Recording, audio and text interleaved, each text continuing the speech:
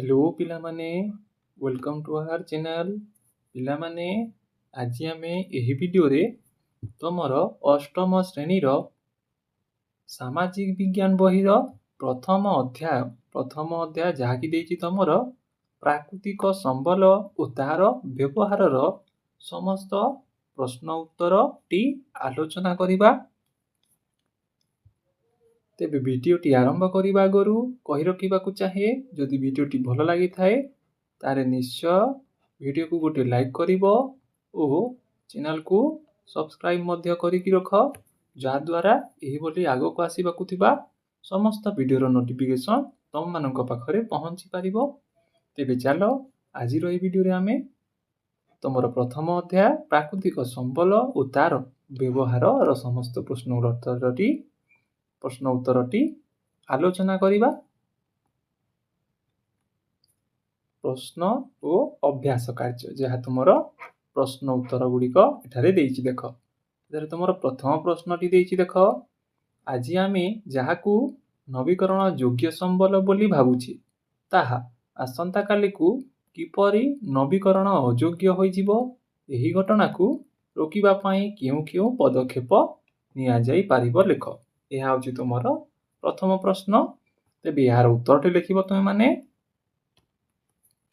एठी देछि देख तुम प्रथम प्रश्न यार उत्तर लिखिब आज आमे जो संबल गुड़ी को नवीकरण योग्य बोली भाबुछि जदि सेगुड़िकर सठिक परिचालना करा न जाए तेबे अत्यधिक एवं अजथा व्यवहार जोगु सेगुड़िक आसंता काली नवीकरण अयोग्य बा सीमित होई पारे।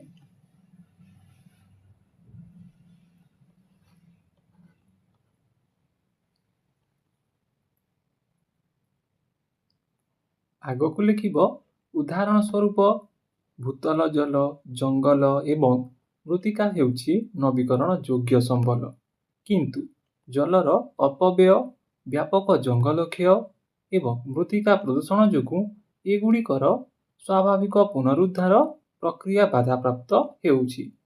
एही गंभीर समस्या को बा घटना को रोकिबा पई निम्नलिखित पदक्षेप गुड़ी को निया जाई पारिबो। सेहीपरि आग को लिखिब क्यों क्यों पदक्षेप गुड़िक आमे नेबा जेपरिक धारणीय विकास कौन अटे प्रकृतिर संबल गुड़ी को सेतिकी परिमाण रे व्यवहार करबा उचित जेतिकी प्रकृति निजे पुनर्बार सृष्टि करि पारिबो।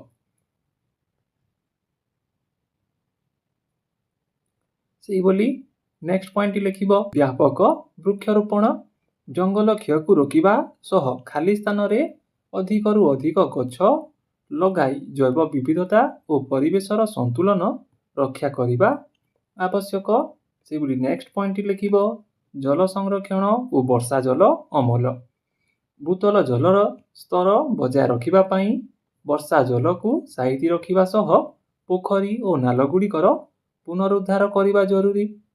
से बोली नेक्स्ट पॉइंट लिखिब मृत्तिका संरक्षण रासायनिक सार बदल रे जैविक सारर व्यवहार करिबा एवं मृत्तिका क्षय रखिबा पई पहाड़िया अंचल रे पहाड़ पाहाच चाष करिबा उचित जहाँ पाहाच दे चाष जमी सेठारे तैयारी करा जाई थाए और सही बोली आमे चाष करिबा जहाँ द्वारा मृत्तिका क्षय को आमे रोकी पारिबा।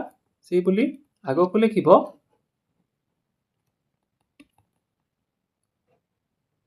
नेक्स्ट पॉइंट लिखिब विकल्प शक्तिर व्यवहार जेपरिक सौर शक्ति पवन शक्ति एवं जलविद्युत शक्ति भली प्रदूषण मुक्त संबलर व्यवहार को अधिक प्रोत्साहन देवा आवश्यक।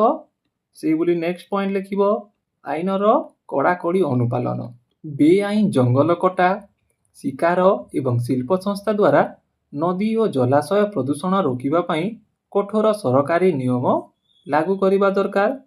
से बोली नेक्स्ट पॉइंट लिखिब जनसचेतनता सृष्टि संबलर सीमितता एवं यार गुरुत्व विषय रे विद्यालय स्तर आरंभ करी साधारण लोकंक मध्यरे सचेतनता वृद्धि करिबा एही बोली विभिन्न पदक्षेप तुमे माने नेई पारिबो।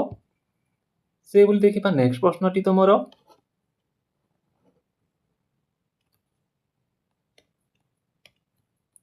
नेक्स्ट प्रश्नटी देछि देख ମନୁଷ୍ୟର ସେବାରେ ଆସୁଥିବା 5ଟି ପରିସଂସ୍ଥା କାର୍ଯ୍ୟାବଳୀର ନାମ କୁହ।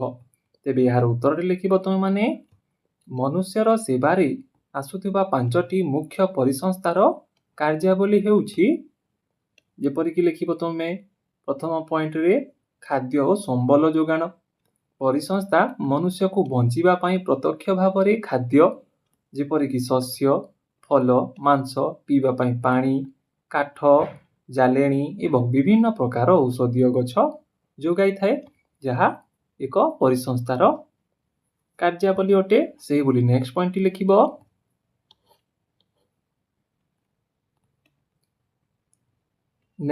ଲେଖିବ ଜଳବାୟୁ ଓ ପରିବେଶ ନିୟନ୍ତ୍ରଣ।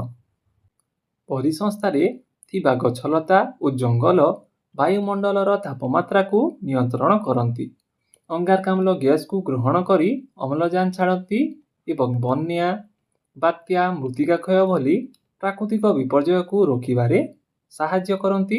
ଏହା ହେଉଛି ତୁମର ଗୋଟିଏ ପଏଣ୍ଟ। ସେହିଭଳି ଆଉ ଗୋଟିଏ ପଏଣ୍ଟ ଲେଖିପାରିବ ପରାଗ ସଙ୍ଗମ।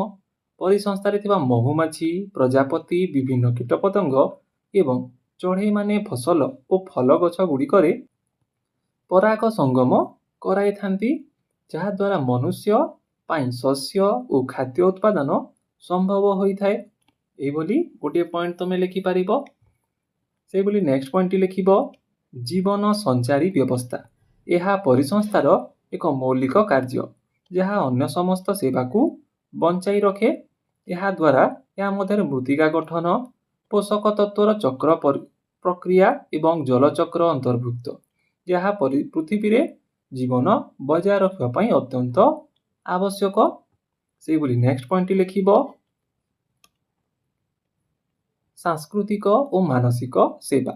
ପ୍ରକୃତି ଏବଂ ପରିସଂସ୍ଥା ମନୁଷ୍ୟକୁ ମାନସିକ ଶାନ୍ତି ଦେବା ସହ ପର୍ଯ୍ୟଟନ, ଆଧ୍ୟାତ୍ମିକ ସନ୍ତୋଷ ଓ ମନୋରଞ୍ଜନ ପାଇଁ ସୁଯୋଗ ଦେଇଥାଏ। ଏହିଭଳି ପଏଣ୍ଟ ଗୁଡ଼ିକ ତୁମେ ଲେଖିପାରିବ। ଦେଖିବା ତୁମର ନେକ୍ସଟ ପ୍ରଶ୍ନଟି। ତୁମର ନେକ୍ସଟ ଦେଇଛି, ଦେଖ ପ୍ରଶ୍ନ ନମ୍ବର 3। ନବୀକରଣ ଯୋଗ୍ୟ ସମ୍ବଳ ଗୁଡ଼ିକ କ'ଣ? ସେଗୁଡ଼ିକ ନବୀକରଣ ଅଯୋଗ୍ୟ ସମ୍ବଳ ଠାରୁ କିପରି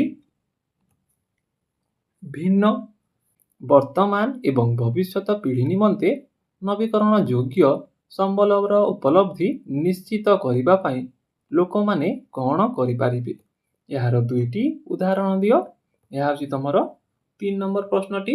ତେବେ ଏହାର ଉତ୍ତରଟି ଲେଖିବ ନବୀକରଣ ଯୋଗ୍ୟ। ଏଠାରେ ପଚାରିଛି, ଦେଖ ପ୍ରଥମେ ନବୀକରଣ ଯୋଗ୍ୟ ସମ୍ବଳ ଗୁଡ଼ିକ କ'ଣ? ତାହେଲେ ପ୍ରଥମେ ଲେଖିବ ନବୀକରଣ ଯୋଗ୍ୟ ସମ୍ବଳ କାହାକୁ କୁହାଯାଏ? ତେବେ ଲେଖିବ ଯେଉଁ ସମ୍ବଳ ପ୍ରାକୃତିକ ପ୍ରକ୍ରିୟା ଦ୍ୱାରା ପୁନଃ ପୂରଣ ହୋଇପାରେ ଏବଂ ସମୟ ସହିତ ନବୀକୃତ ହୋଇପାରେ, ଯେପରିକି ସୂର୍ଯ୍ୟ ଶକ୍ତି, ପବନ ଶକ୍ତି, ନଦୀର ଜଳ, ବନ, ଏଗୁଡ଼ିକ ହେଉଛନ୍ତି ନବୀକରଣ ଯୋଗ୍ୟ ସମ୍ବଳ ଗୁଡ଼ିକ। ସେହିଭଳି ନବୀକରଣ ଅଯୋଗ୍ୟ ସମ୍ବଳ କାହାକୁ କୁହାଯାଏ? ଲେଖିବ ଯେଉଁ ସମ୍ବଳ ଲକ୍ଷ ଲକ୍ଷ ବର୍ଷ ତିଆରି ହୋଇଥାଏ ଏବଂ ବ୍ୟବହାର ଅନୁପାତରେ ପୁନଃ ପୂରଣ ହୋଇପାରେ ନାହିଁ। ଉଦାହରଣ ଲେଖିବ ଯେପରିକି କୋଇଲା, ଖଣିଜ ତୈଳ, ଧାତୁ, ଏହିଭଳି ପଦାର୍ଥ ହେଉଛନ୍ତି ନବୀକରଣ ଅଯୋଗ୍ୟ ପଦାର୍ଥ ଗୁଡ଼ିକ। ଆଗକୁ ଲେଖିବ ଲୋକେ କ'ଣ କରିପାରିବେ? ଏହା ପଚାରିଛି ତୁମକୁ। ତାହେଲେ ଏହାର ଉତ୍ତରଟି ଲେଖିବ ସମ୍ବଳର ଅତ୍ୟଧିକ ବ୍ୟବହାର ରୋକିବା ଏବଂ ସମ୍ଭାଳିତ ବ୍ୟବହାର କରିବା। ସେହିଭଳି ବନ ସଂରକ୍ଷଣ ଓ ନୂଆ ଗଛ ଲଗାଇବା। ସେହିଭଳି 2ଟି ଉଦାହରଣ ପଚାରିଛି। ବନରୁ କାଠ କାଟିବା ସମୟରେ ନୂଆ ଗଛ ଲଗାଇବା, ଯାହାଦ୍ୱାରା ବନ ନଷ୍ଟ ହେବ ନାହିଁ। ହେଲା, ଗଛ କାଟିଲେ ମଧ୍ୟ ନୂଆ ଗଛ ଲଗାଇବା, ଯଦ୍ୱାରା ଜଙ୍ଗଲ ନଷ୍ଟ ହେବ ନାହିଁ। ସେହିଭଳି ଭୂତଳ ଜଳ ବ୍ୟବହାର କମ୍ କରି ଜଳ ସଞ୍ଚୟ ଓ ପୁନଃ ବ୍ୟବହାର କରିବା, ଯାହାଦ୍ୱାରା ନବୀକରଣ ଯୋଗ୍ୟ ସେ ଜିନିଷ ଗୁଡ଼ିକ ହେଇପାରିବ। ଏହା ଥିଲା ତୁମର 3 ନମ୍ବର ପ୍ରଶ୍ନର ଉତ୍ତରଟି। ଏବେ ଦେଖିବା ତୁମର ନେକ୍ସଟ ପ୍ରଶ୍ନ।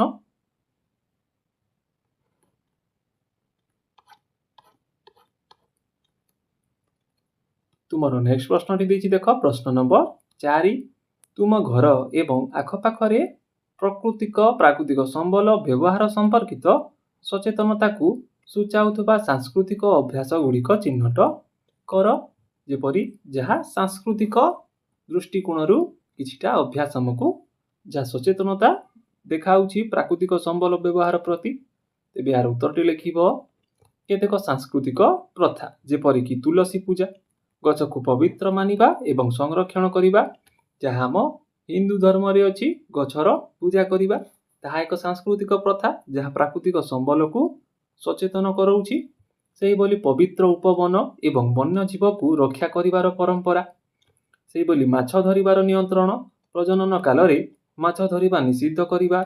ସେହିଭଳି ପାରମ୍ପରିକ କୃଷି, ଗୋବର ଏବଂ ପ୍ରାକୃତିକ ସାର ବ୍ୟବହାର କରିବା। ଏହିଭଳି ଅଭ୍ୟାସ ଗୁଡ଼ିକୁ ଲେଖିବ। ସେହିଭଳି ନେକ୍ସଟ ଲେଖିବ ସୂର୍ଯ୍ୟଙ୍କୁ ଅର୍ଘ୍ୟ ଅର୍ପଣ କରିବା, ପ୍ରକୃତିକୁ ପୂଜା କରିବାର ପ୍ରଥା। ଏ ହେଉଛି ଆମର ସାଂସ୍କୃତିକ କିଛି ସଚେତନତା ପ୍ରାକୃତିକ ସମ୍ବଳ ପ୍ରତି। ସେହିଭଳି ତୁମର ନେକ୍ସଟ ପ୍ରଶ୍ନଟି ଦେଇଛି ଦେଖ, ପ୍ରଶ୍ନ ନମ୍ବର 5। ଆମର ଆବଶ୍ୟକ ସାମଗ୍ରୀ ଉତ୍ପାଦନ ସମୟରେ କେଉଁ ବିଷୟଗୁଡ଼ିକୁ ପ୍ରତି ଧ୍ୟାନ ଦେବା ଆବଶ୍ୟକ? ଏହାର ଉତ୍ତରଟି ଲେଖିବ ଉତ୍ପାଦନ ସମୟରେ ଧ୍ୟାନ ଦେବା କଥା। କେଉଁ ସବୁ ବିଷୟ ତୁମେ ଧ୍ୟାନ ଦେବ? ଯେପରି ଲେଖିଲେବ ପ୍ରାକୃତିକ ସମ୍ବଳର ସଠିକ ବ୍ୟବହାର ଓ ନ୍ୟୁନତମ ବ୍ୟବହାର, ଅପଚୟ କମ କରିବା, ପୁନଃ ବ୍ୟବହାର ଯେପରିକି ରିସାଇକେଲ, ରିୟୁଜ୍, ରିଡ୍ୟୁସ୍ କରିବା, ସେହିଭଳି ପ୍ରଦୂଷଣ ନିୟନ୍ତ୍ରଣ, ପରିବେଶ ସୁରକ୍ଷା, ସେହିଭଳି ସ୍ଥାନୀୟ ସାମଗ୍ରୀ ଏବଂ ପାରମ୍ପରିକ ପଦ୍ଧତି ବ୍ୟବହାର କରି ପରିବେଶ ଅନୁକୂଳ ଉତ୍ପାଦନ କରିବା। ସେହିଭଳି ନେକ୍ସଟ ପଏଣ୍ଟଟି ଲେଖିବ ଭବିଷ୍ୟତର ପିଢ଼ିର ଆବଶ୍ୟକତାକୁ ଧ୍ୟାନରେ ରଖି ସଂରକ୍ଷଣ ନିଶ୍ଚିତ କରିବା। ଏହା ଥିଲା ତୁମର ସମ୍ପୂର୍ଣ୍ଣ ପ୍ରଶ୍ନ ଉତ୍ତରଟି। ଯଦି ଭିଡ଼ିଓଟି ଭଲ ଲାଗିଥାଏ ତାହେଲେ ଭିଡ଼ିଓକୁ ନିଶ୍ଚୟ ଗୋଟିଏ ଲାଇକ୍ କରିବ ଓ ଚ୍ୟାନେଲକୁ ସବସ୍କ୍ରାଇବ୍ ମଧ୍ୟ କରିକି ରଖ, ଯାହାଦ୍ୱାରା ଏଭଳି ଆଗକୁ ଆସିବାକୁ ଥିବା ସମସ୍ତ ଭିଡ଼ିଓର ନୋଟିଫିକେସନ୍ ତୁମମାନଙ୍କ ପାଖରେ ପହଞ୍ଚି ପାରିବ।